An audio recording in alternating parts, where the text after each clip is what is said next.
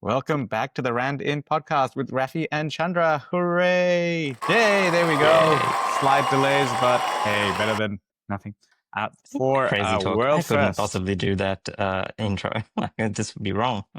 People would be So confused. we were just discussing just before that in the history of randInt, I think I've come up with the episode plan and kind of led the conversation. And then I was like, Chandra, maybe you should do this one. And then I was like, hey, do you want to say the intro? And he's like, no, where's the consistency? Yeah, I mean, what? Come on. People will be like, huh? Is that really randint?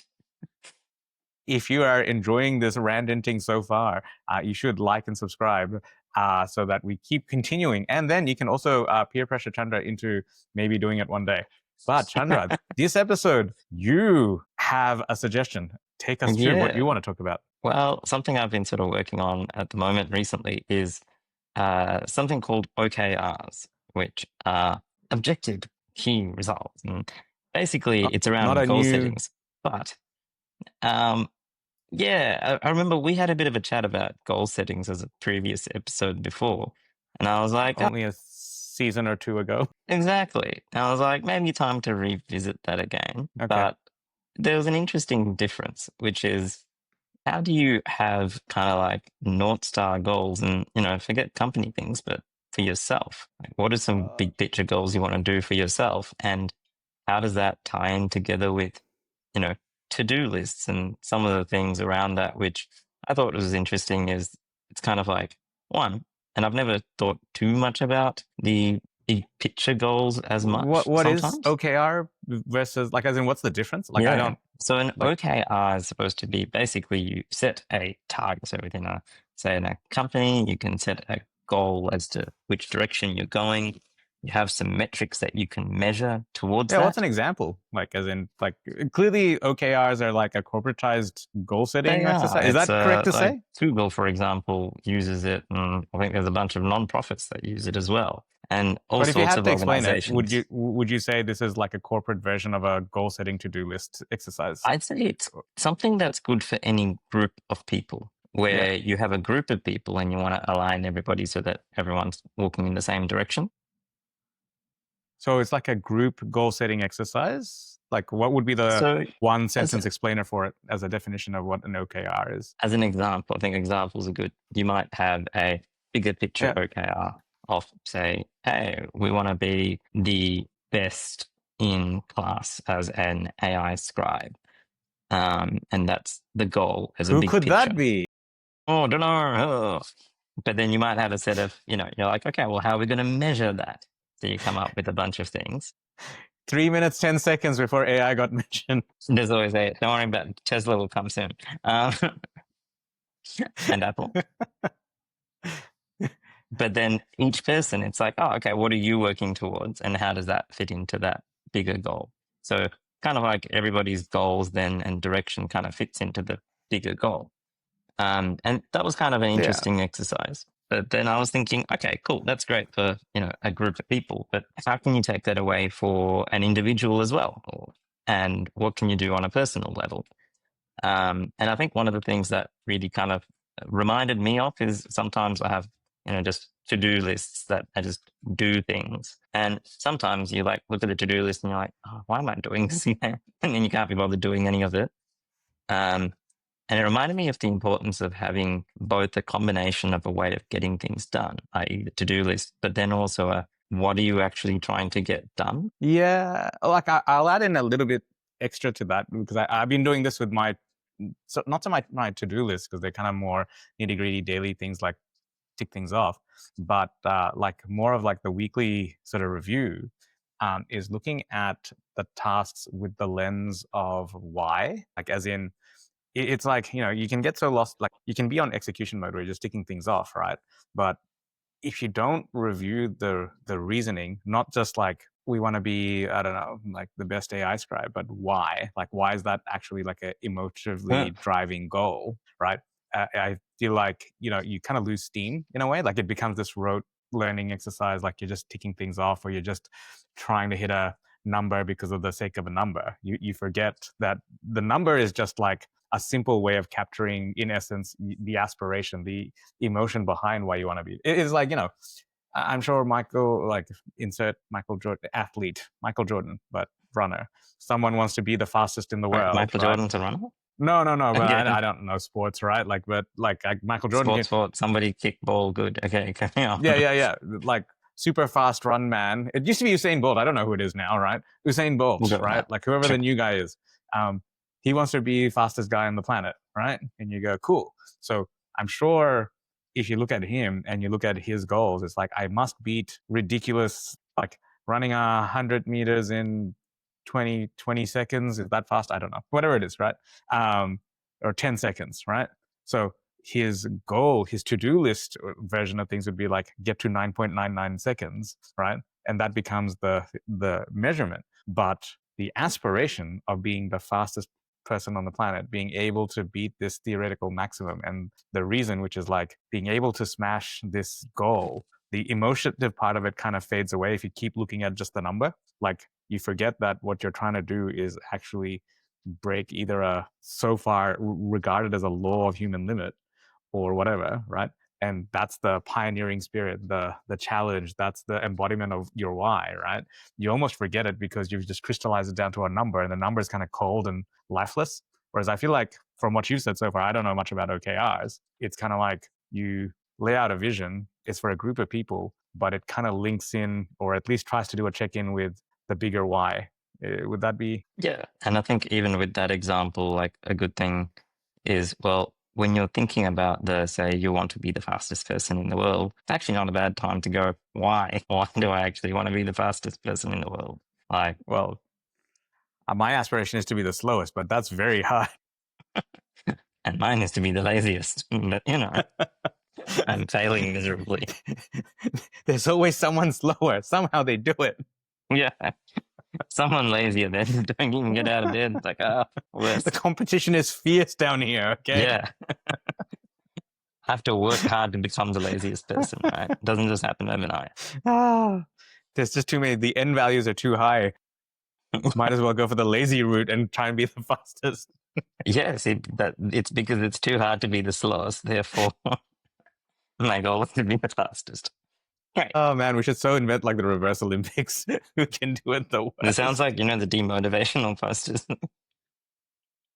But okay, to an extent, like I was just thinking about that. Just doing, it's like actually that would be really hard to pull off because your end values would be so high.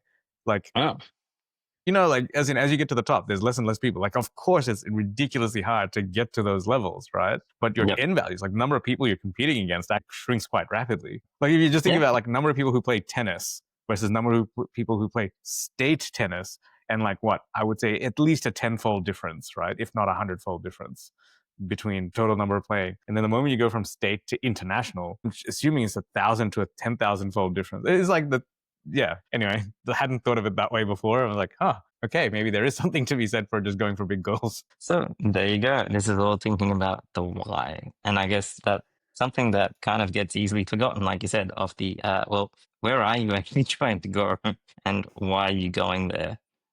And I think, we've done some of the goal setting stuff as well and sort of thinking about the bigger picture goal as well. But it is kind of easy to forget about that, I find sometimes. And that's something that I guess I haven't really come up with a good way of reminding myself of, why is that a goal again? Well, we used to have it. Remember, we used to do like a monthly check-in where we'd go through our goals. But it'd be nice to have that even as a regular thing, I feel like as a intrinsic, this is why I'm doing this because of this direction. And I think the monthly thing's getting that back up is a good idea. But so I'm just holding up. This is like my daily mindful one line a day journal, which it's basically is like got like 5 lines and you write something about your day. What I find interesting is that if you look over the years, like the same date, you write stuff, right? Yep. And wait, with this is kind of with a pen. Yeah, this is like without a stripe. Whoa. Hang on. Yeah, what? I might as well go get a clay papyrus rolls, right? Yeah. How does the AI read that? Really badly because my handwriting is terrible. Yeah, it's one of that. Actually, it did better than I expected when I tried just like holding it up. But the interesting thing, because this is not designed for what we just talked about, which is how do you keep your why? Looking at what you wrote a year or 2 years ago on that exact date, right? It's interesting to see like how many, like you read something and I'm like, oh yeah, this was a big thing like a year ago, you know? And now it's totally not. Like how quickly your perspective changes on what was big or small. Like things just come and go. And it's like the interesting thing is it's like recalibrates my mind to like, you know, it's the whole Eisenhower matrix thing of like there's urgent, there's important, and there's like less important, right? And we're always stuck in the putting out fires. So like urgent trumps important, right? And this, like as I read more and more, because it doesn't work when you're doing it the first year because there's nothing there to look back on, right? But as you look through, you just go, oh, this was this thing that I was really stressed about. And it was urgent. But it really, in the bigger scheme of things, like the moment it passes, you're like, oh, okay, done, forgotten, you know? And like looking through some of that stuff now, I'm like, yeah, like it's a helpful tone downer of the noise, I feel like. Just seeing like a year ago what was so important that I'm like, oh, yeah, it was kind of like, right? Which I don't know, like Interesting. I guess mentally, I that feel would like, probably help you refine your kind of like North Star goals in a sense, because you're like, oh, hang on.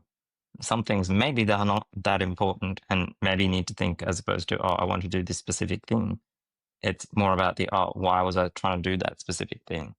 Maybe yeah, if you were, I don't know, making something or another, maybe it was just the fact that you just like making stuff and that's the goal. yeah.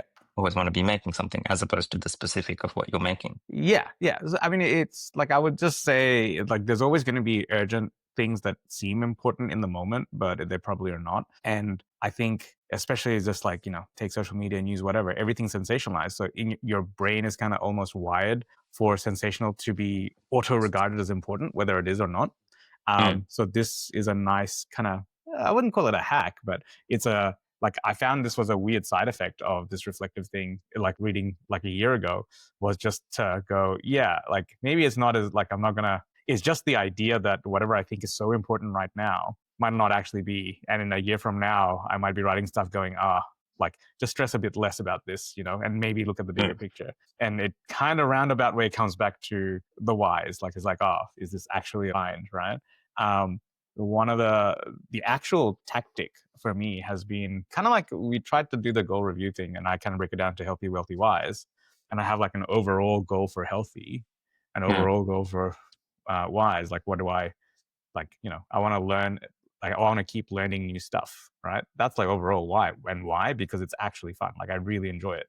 If you gave me all the time in the world and took away, actually, you didn't have to take away anything. Like, if you gave me all the entertainment in the world and distractibility in the world, eventually I'll get sick of the distractibility and I come back to learning like all the time.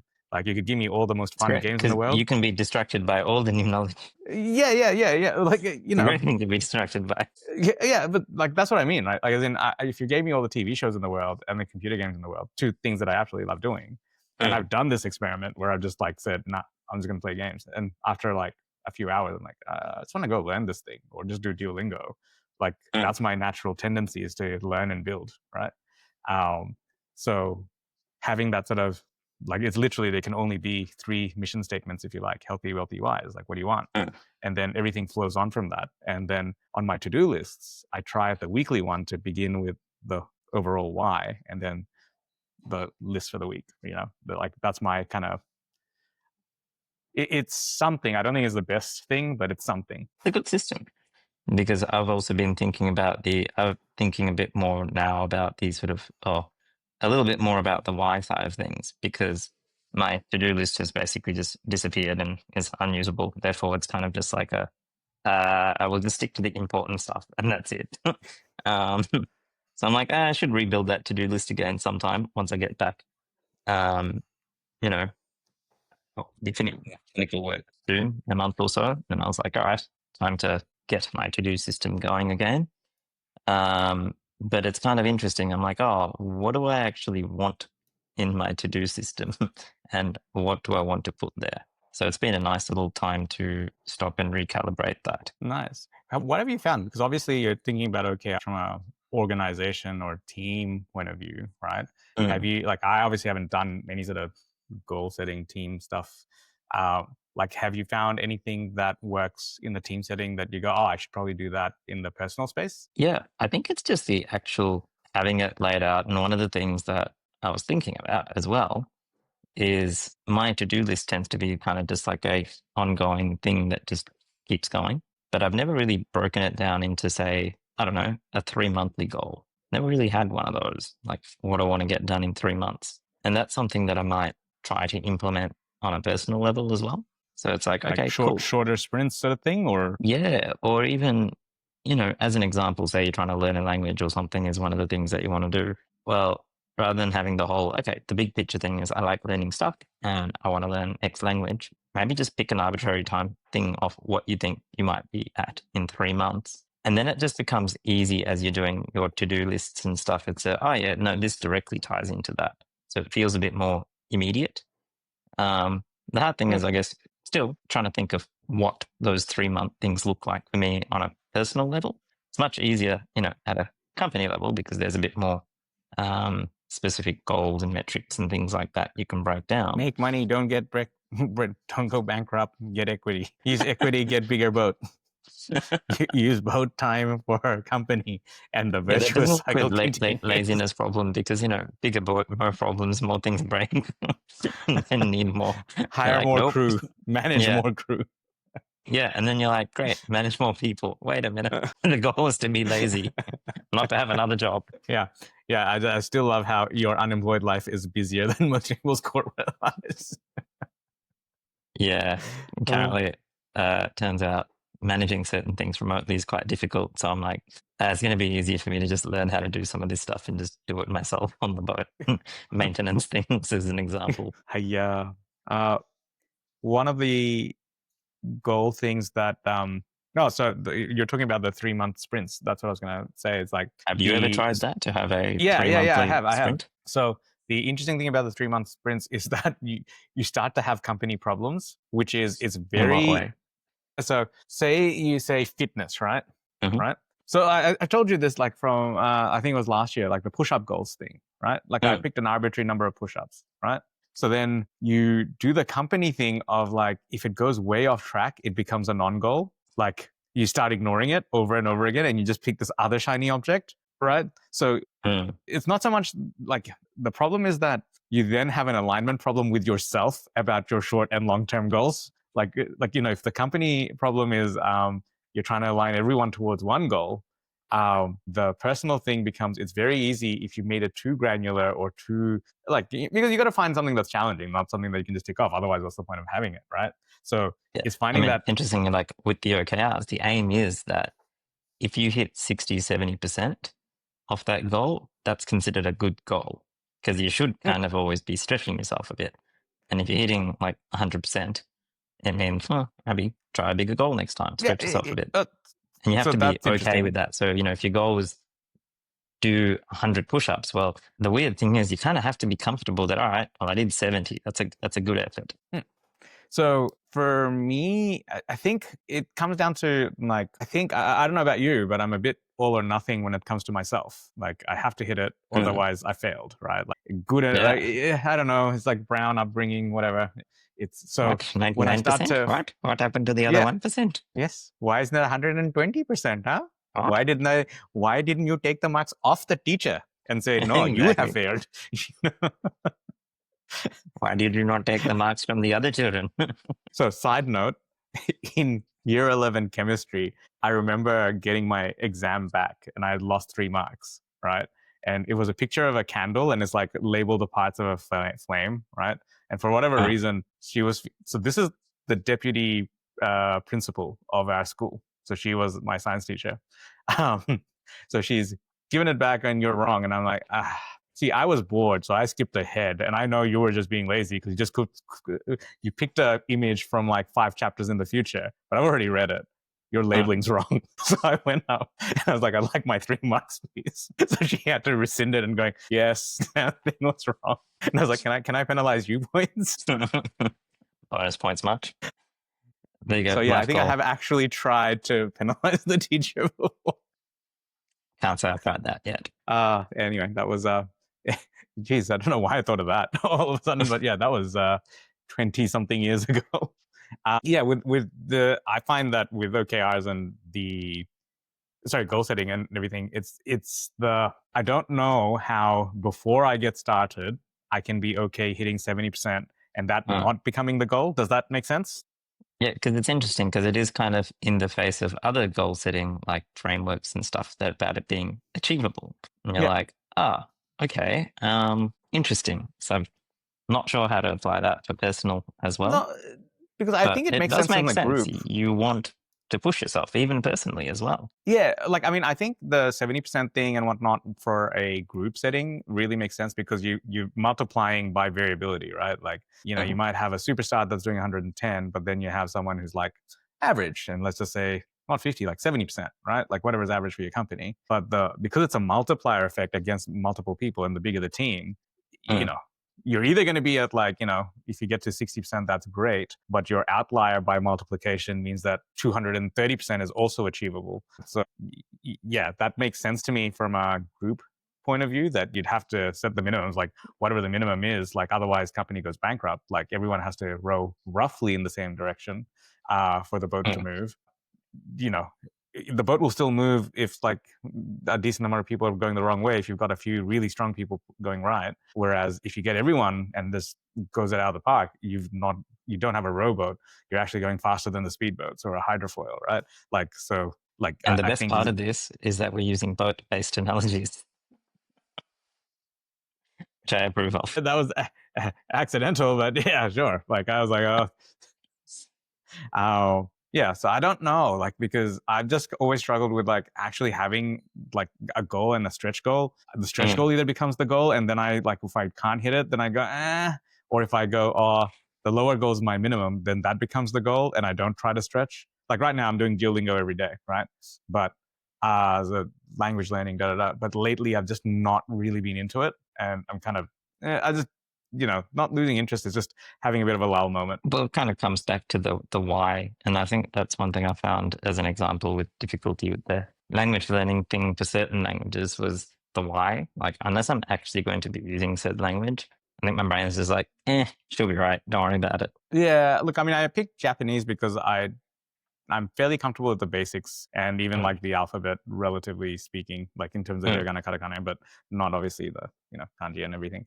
Uh, but I set myself this goal of like I'm going to practice. Like I just hit 1 year, or nearly hit 1 year, I should say, and I was like, I'll give it a 1 year thing, and I'm getting to the end of that, and I'm like, I promised myself I'd do it every day, so now I do the bare minimum to get it to recognize that I've done something, yeah. and yeah, so I'm like, I don't know, like in a way, having that arbitrary goal has kept it going. So maybe if I come out of actually like as of last week, I've cut down on clinical work. So maybe I'll just be like, oh, cool, I have more time. I just want to spend more time doing it. But and at least I built the habit of I've rocked up every day and done the thing. So it's easier to build up because you have some base. But yeah, at the moment I'm like, I'm just ticking a box on that one. I think that's where that ticking a box exercise is where I found the North Star thing. I was like, yeah, that would make things much easier. It's like, why am I doing this again? Yeah, so I didn't have a strong why apart from it was actually when I started, it was really fun just to get back into the sentence structures and whatnot. But Mm, interestingly, because it's a catch-22 thing where because I'm not really pushing myself, so then in Duolingo, I don't learn new stuff. I just review the old stuff so I don't forget because it's like mm, spaced repetition. Like I get bored because I'm just doing stuff I already know. But because I'm doing stuff I already know, I'm less enthusiastic about doing it. So therefore, like you see like it's a holding pattern at the moment, but at some point if I don't actually do some concentrated new stuff, like it'll be a downward spiral.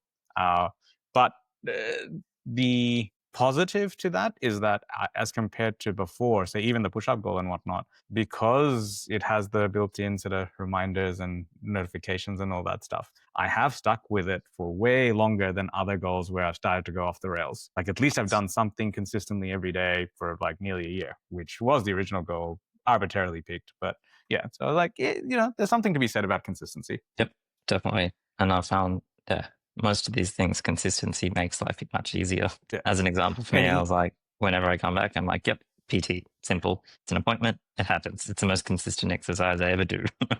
oh, fair enough. Like I have to actually get back into it. I haven't been in the country for long enough to do PTs for the last 6 months. But yeah, that is one of the tasks for. Well, now it's August already. So it was meant to be for August to start. So any takeaways that our listeners can use? So we've covered few things. So just to review, like having like a weekly list with an overarching why and breaking it down however you choose. So for me, it's healthy, wealthy, wise. I have like a thing I want to achieve for that, and then having your to-dos just so you kind of remind yourself of the why, what you're trying to do, and how it aligns. We talked about having like either having like goals which you're okay with 60% of the way, or having stretch goals. Like I think they're trying to achieve the same thing, Some right? way of pushing yourself a little bit. Yeah.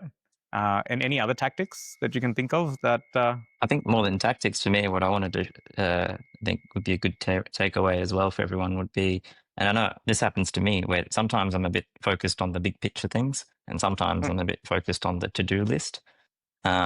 And I think remembering to realign the two every so often and making that a deliberate thing does make things a lot better. Because if you're very in the to-do mode and you just want to like get stuff done, but if you kind of forget about the why you're doing it, then it becomes harder and harder and harder to do those things. But equally, if you just sit there, thinking about the plan forever, you'll never actually get anything done either.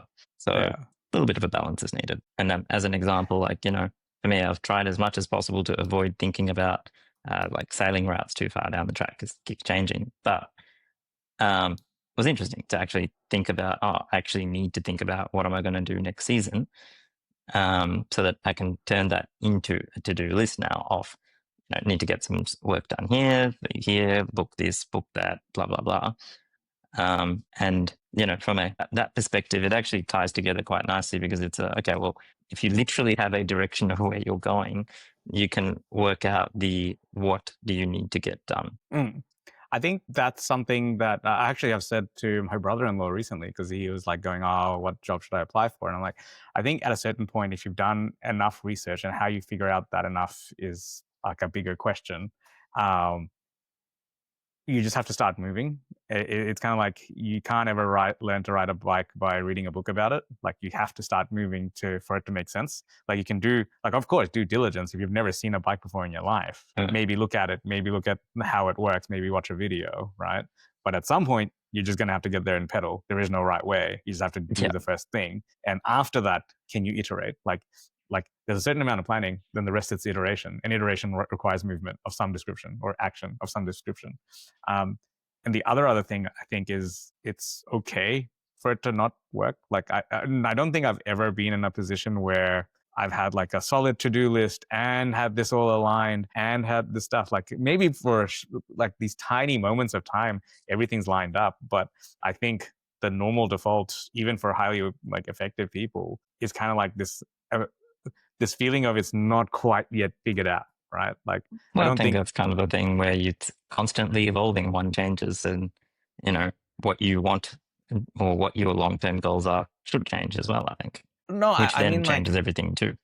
I think And so that's that totally there is fine. going to be a bit of a mismatch because if you're heading in, one kind of direction, you're like, oh, this looks interesting. I'll head this way for a bit too. I mean, it not so much in terms of the fact that the goals will change. That's definitely true. I think it's more the self-flagellation of not having it figured out. Like, that discomfort that comes like knowing as if like a maths problem, you can get to 2 + 2, and once you have 4, you're done, right? Like the fact that that's never coming. There's like a book called Oliver Berkman, 4,000 Hours. I think he basically, like, one of the first chapters is like, you're never going to get everything done, right? Like, and this should come as a relief, because the answer is not like inbox 0, because every spammer out there can access your inbox. It's not your job to get it to 0. Like, it'd be nice, but if you can't, it's external, right? Like, as in, there's all these tasks. You might not be able to finish every single one, but accept that that's going to be the state of life. Don't beat yourself up, because like the to-do list is there to help your life. Like the to-do list is not meant to be your life, if that makes sense. Like, call it self-kindness. I don't know, but it's just like call reality for what it is. It's like as a mortal being, there will always be more for you to do than you could possibly ever accomplish. And that's okay. That's part of it being challenging. It's no one knows exactly when they're going to die, right? So therefore, you can't ever actually predict with certainty what you're going to be able to accomplish. And that uncertainty is like just part of it. The best you can do is manage the task list and align most of the time, and that's probably good enough. Well, yeah, I think it's that okayness with it may not be perfectly aligned as well. Yeah. Alrighty. Before we finish, On that note, do you have any interesting did you know? Oh, I do. Okay, so Australia is renowned for very safe critters and things that are very just cute, like quokkas, and there's definitely nothing dangerous in the wilds, right? No, Or I definitely not. Just recently watching a video of a sailing boat that was up north in Australia, which was like, oh, it's okay, don't go swimming because the crocodiles eat the sharks, you know. Yeah, seems slightly unfortunate. Definitely not Australia. no. So there's been stick insects, like insects that look like sticks that kind of float around in ponds and on trees and stuff. uh Nothing bad, but I was like, I saw this and I didn't realize it was in Australia, and then someone sent it to me. So they're like the average size of a ruler now. This new species that look like an actual branch, and then they suddenly morph into like freaking critters and like we're gonna fly around. I'm like, and they're not dangerous, but they look disgusting to me. Right? Like, and I'm like, why? Like, why can't it be like someone goes, in Uruguay, we found the worst spiders on the planet, or like some dangerous snake? Like, why is it always in Australia we find some sort of critter? Right? Like, don't get me wrong, we have quokkas too, and they're really cute. But like, can we have a little bit of a break for the next 10 years? I don't know. China has pandas. They can also have the weirdest, deadly vampiric moths. The 1 Actually, I meter suppose size stick insect. I mean, maybe not China after the whole COVID thing. They get a break too. Maybe we'll push it to someone else. Anyway, pick a different They got a country. bit of bad ref on that. Pick another country to have critters come from. But yeah, so I think these are. I didn't read the full thing, but I think they are the world's biggest stick insects. Again, they're not deadly. They just look creepy to me, like almost alien-like. But they're about the size of a small branch. Like they're like 30 centimeters long, and this guy's like holding it, and it looks like a branch, and suddenly, like the limbs articulate, and you're like, it's like those weird, like it's like insect version of Transformers is what this is. Well, that's kind of cool. Insects in Maybe disguise. what they need is like explosions behind them. It's like, I think magic. I think whatever Hasbro or whatever the toy company, they've gone too far. Insects in disguise more There's than always meets a the eye. marketing opportunity. And well, Yeah, insect wars. my one is not quite as insect war related, but on an ocean related note. And this is something I actually didn't know either. But I thought most of the Amazon forest and stuff like that is what produces the oxygen in the world. Turns out It not is. plankton. What? Plankton in the ocean. No, that's fake news. This is, you have been bought over by big plankton, I see, my friend.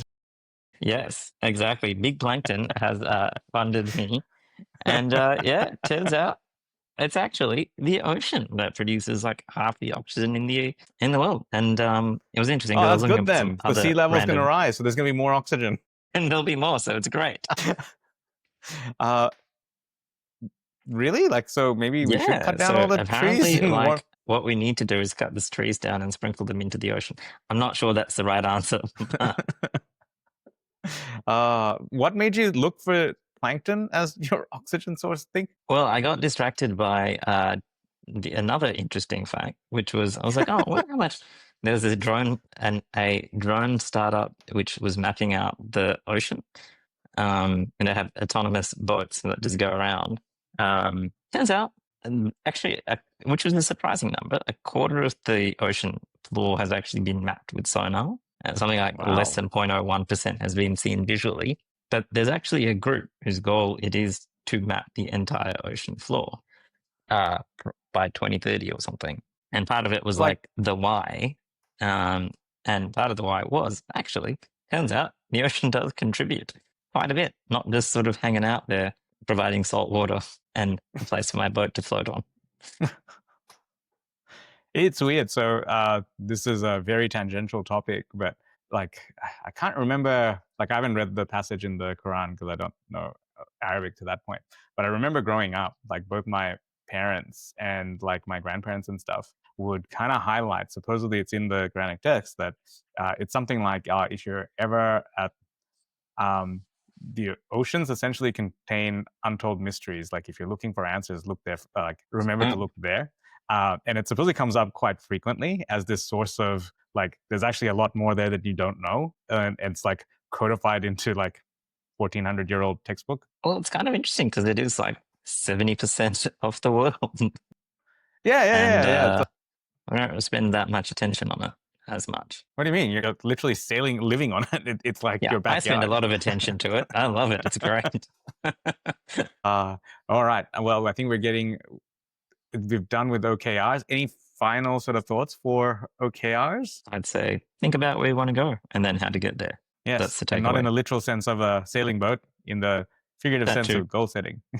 Actually, this would be one of the few where if you've listened to this point and you have any suggestions for OKRs, goal setting, or how you do your version of to-do lists, like you really do, like email us or drop us a message either on Spotify or on social media. Like I'm sure you can figure out how to get in contact with us. Because I wouldn't mind doing like a review episode in a few years' time and just going, hey, we also got these suggestions back and this is what worked and this is what didn't. So if that sounds like something that you would find interesting, do leave us a message and let us know what you're doing. And as always, like and subscribe, and we'll catch you next time. And leave an Apple podcast review. Oh, always. Well. Sadly, that does seem to impact more than not. Okay, with that, catch you in the next one. Bye.